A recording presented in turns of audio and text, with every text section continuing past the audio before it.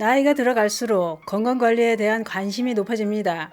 그만큼 건강이 무너지는 연령대가 되고 또 건강에 자신이 없다 보니 내 몸을 위해 무엇을 해야 하나 고민을 하게 됩니다. 그러다 보니 쉽게 접근할 수 있는 게 건강식품인데요. 그 중에서도 요즘 인기가 높은 것이 있습니다. 그것은 바로 건강즙입니다. 건강즙의 인기는 참 대단합니다. 종류는 또 얼마나 많은가요? 건강즙 종류는 가지수를 다 가늠할 수 없을 정도로 아주 많습니다. 건강에 좋다는 건 다 즙 형태로 나오고 있죠. 그런데 건강을 위해 마시고 있는 건강즙이 내 몸을 서서히 병들게 하는 독이었다는 걸 알고는 계신가요? 지금 건강즙을 마시고 계시거나 구입할 계획이 있다면 이 영상을 꼭 보셔야 합니다. 그 이야기 지금 시작합니다. 안녕하십니까. 생활에 필요한 정보를 알려드리는 조회사 전성시대입니다. 요즘 본인 건강을 위해 어떤 걸 하고 계신가요? 혹시 건강즙을 드시고 계신 건 아니신가요? 건강즙이라는 것은 저마다 다양한 효능을 가지고 있는 게 사실입니다. 그래서 건강즙을 마시고 큰 효과를 보신 분들도 많습니다만, 그러나 무조건 마시고 있는 건강즙이 오히려 내 건강을 망치고 있다는 건 꼭 아셔야 될 중요한 정보입니다. 전문가들은 건강즙에 대해 이렇게 얘기합니다. 내 몸 상태를 잘 알고 선택해 마시는 건강즙은 건강에 도움을 주지만 내 몸 상태도 모르고 남 따라 마시는 건강즙은 오히려 몸을 망친다라고 했습니다. 왜냐? 본인의 건강 상태에 따라 도움을 주는 건강즙도 있지만 큰 해를 입히는 건강즙도 분명히 있다는 겁니다.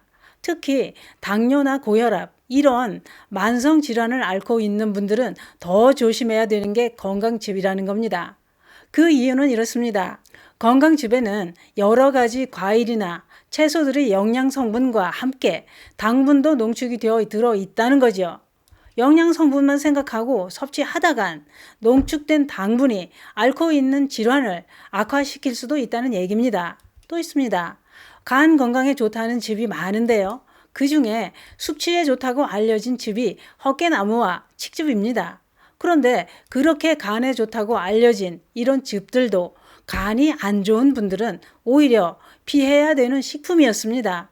그 이유는 칡즙이나 헛개나무는 건강한 사람은 간 건강에 도움을 주는 식품입니다만, 그러나 간 기능에 문제가 있는 분들이 갑자기 고농축으로 된 이런 식품을 섭취하면 간은 적응을 하지 못하게 된다는 거죠.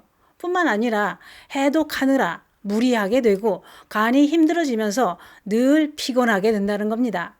또 신장이 안 좋은 사람들은 칼륨이 많이 든 건강즙은 피해야 됩니다. 배즙, 사과즙, 양파즙, 이런 즙들은 칼륨이 많이 들어있어서 칼륨이 배출이 안 되는 신장병 환자는 피해야 되는 즙입니다. 칼륨이 몸속에 쌓이면 돌연사의 원인이 되기 때문에 마시면 독이 될 수밖에 없습니다. 또 함께 마시면 안 되는 건강즙도 있는데요. 탄닌 함량이 높은 포도즙과 대추즙은 철분 함량이 높은 버섯즙이나 도라지즙과는 함께 복용하면 안 됩니다. 왜냐? 탄닌이 철분 흡수를 방해하기 때문에 함께 마시지 말아야 되는 즙이 됩니다. 그게 그렇습니다.